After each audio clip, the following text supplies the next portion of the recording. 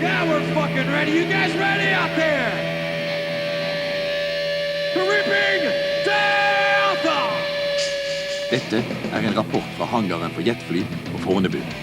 Motorene testes. Ørene I ferd med å smuldre opp. Innvollene på tur ut I et terreng der de slettes ikke hører hjemme. Bena rasler som et utstillingsskjelett midt I en tornado. Øynene ser innover I skallen. Nei, jeg har det ikke bra.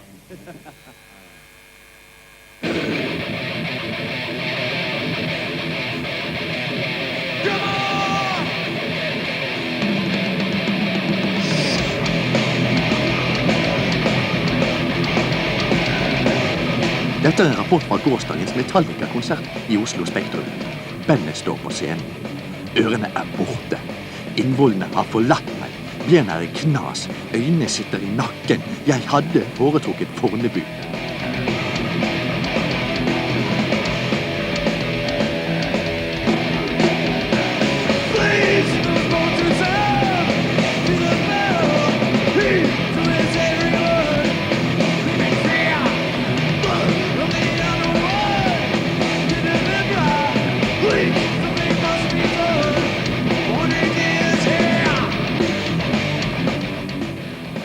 Never really liked being labeled thrash metal, at least because there were, we were definitely different than Slayer, and we didn't rely on spikes and crap like that. When we were trying to get other people to get into Metallica, and they would hear heavy metal and they would instantly be turned off by that term because they had in their mind, oh, Judas Priest, or Satan or some crap like that, and that's not what Metallica was all about, so.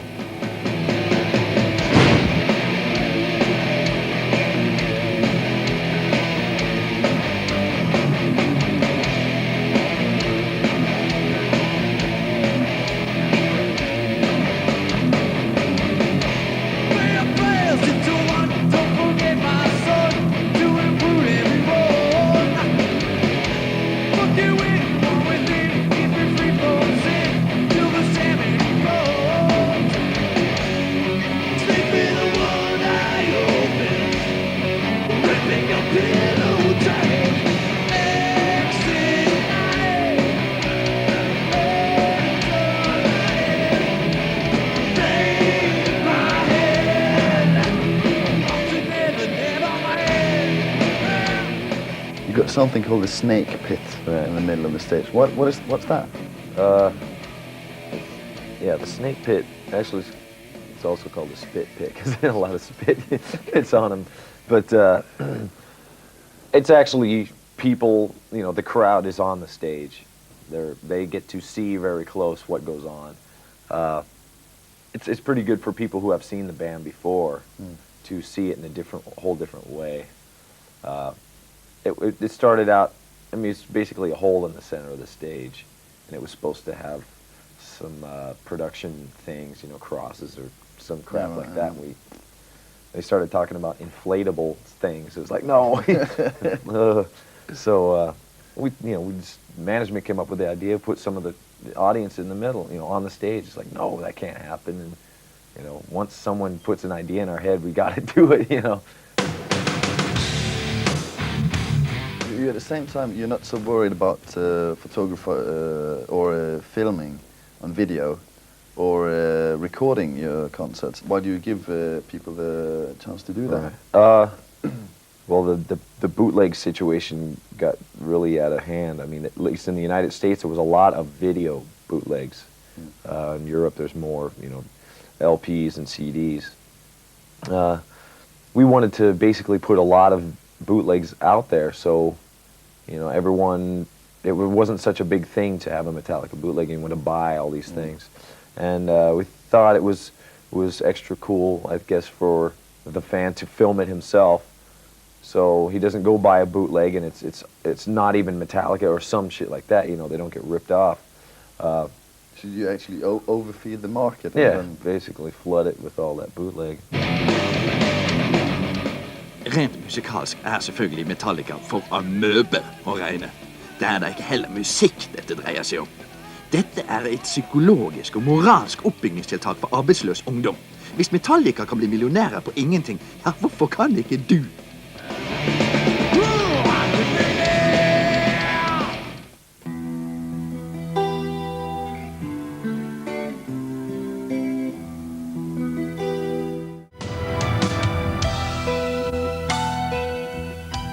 How would you describe the last album? I actually like it. I mean, I'll listen to it. You know, it's one of those albums that it sounds good. We worked really hard on it, and that, you know, winning the Grammy, you know, for the third time, but for this album felt like it really meant a lot, because we worked day and night on this damn thing.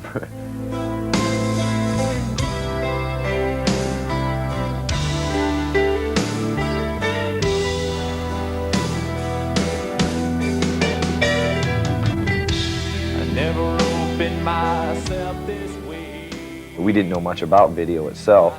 I mean, we're still learning about recording, you know, albums. And we very much like to feel in control of what we're doing with Metallica. And at that time, when everyone was doing videos, oh, you know, you've got a song that's popular, you do a video for it. And like around Master of Puppets, we were thinking of doing, you know, a video for one of the songs, and it just wasn't the right time. We didn't feel we had enough control over it. And MTV, which is, you know, MTV, they make or break a lot of bands. And we wanted to be in control of them, you know, here's our video, play it like it is, you know. We didn't want them to edit it and you know, they came to us for a video, basically, and that's what we wanted. What they do,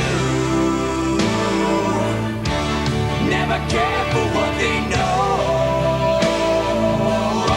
and I know, yeah.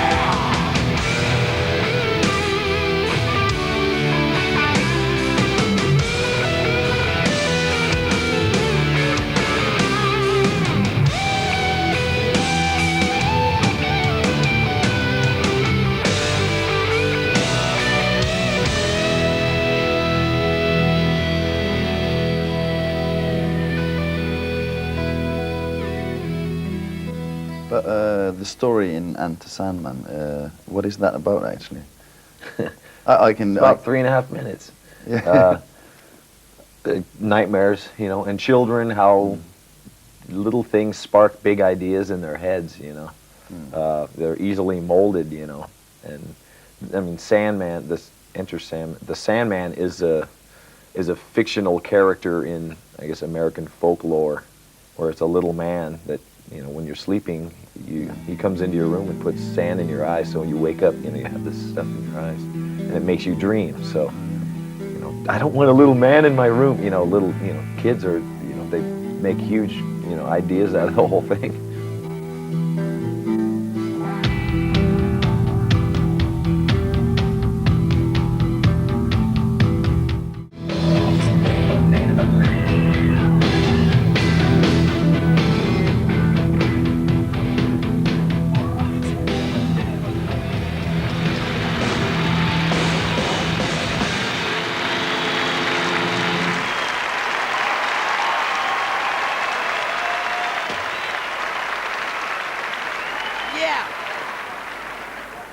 Yeah, get that guitar, because I'm going to take it home. You know, it used to be a time, remember when you could go over to Fillmore?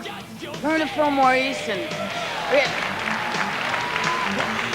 I didn't know what this guy was doing on the drums. I kept thinking, man, his head's going to go off. You know, it's like I had to go to the bathroom. Why didn't I go before I played? I don't know, it's my kind of mentality. Yes, and the best metal performance is...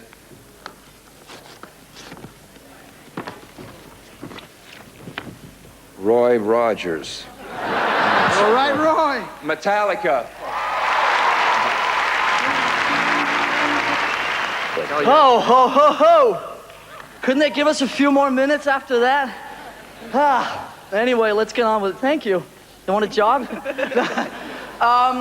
Let's see. I think the first thing we got to do is, obviously, like you guys were expecting, we got to thank Jethro Tull for not putting out an album this year, right?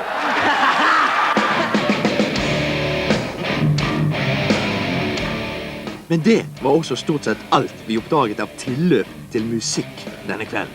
For snart dukket Lars Ulrik opp med skramlekassene sine igjen, sammen med James Hetfield, han som sto oftest med mikrofonen og lå som et nesehorn med halskatarr. Og de ødela alt sammen.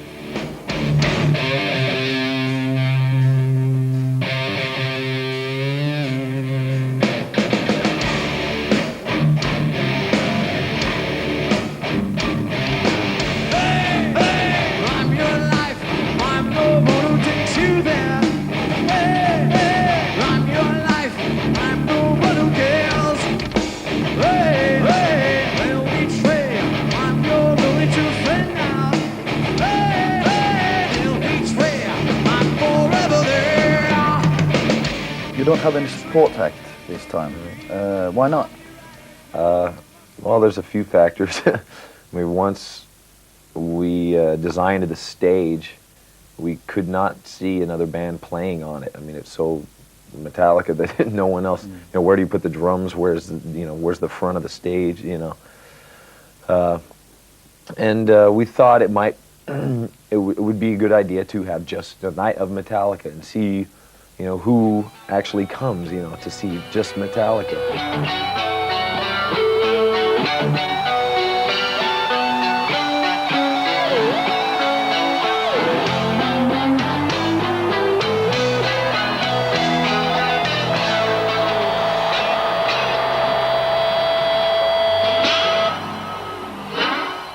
Things started going wrong about halfway through Metallica's set when a stage prop exploded, inflicting second-degree burns on James Hetfield's arms and legs.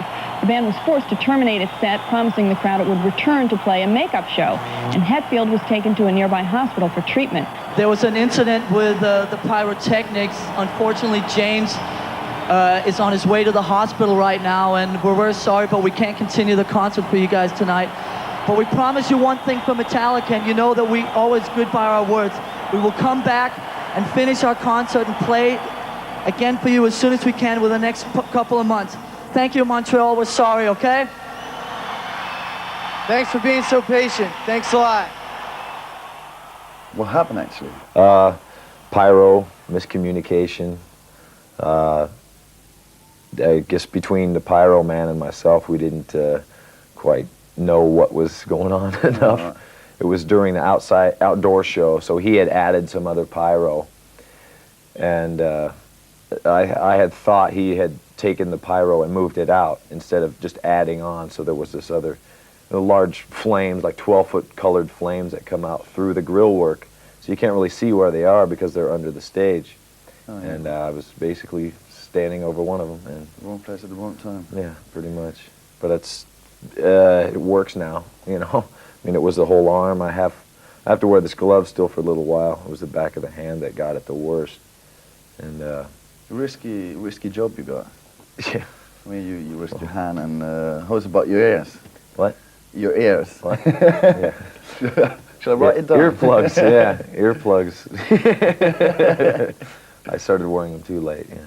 Maybe I should just show you the questions. And all Sign. that. You use earplugs, don't you? Yeah, we all do. We've all, over the years, discovered that we need to.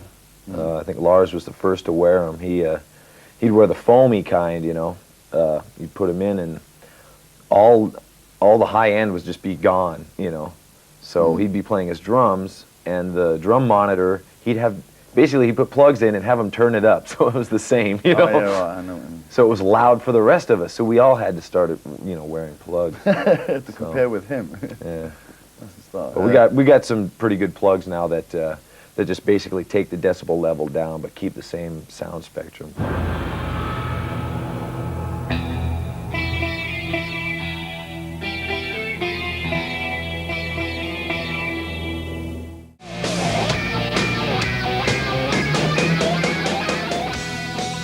You've been out touring now for how long? Well, since August '91, so it's it's over a year, and we'll be out till I guess July, like the 4th of July. We'll be coming back to Europe to do some outdoor festival type things. We're just thinking, we're in road mode, just all the time now, not thinking of writing material at all. I mean, you get bored on the road, and you have your little tape player, and you get riffs, and I mean, you always get ideas, and you would need to put them down. We're not even thinking of an album. I mean, the last one just, it drained us, Have you changed so much during these years that next we're going to see Metallica is MTV Unplugged or something? I couldn't see us doing Unplugged, really. I mean, that works really well for some bands. I mean, we're not an acoustic band, really, We need to be pretty loud.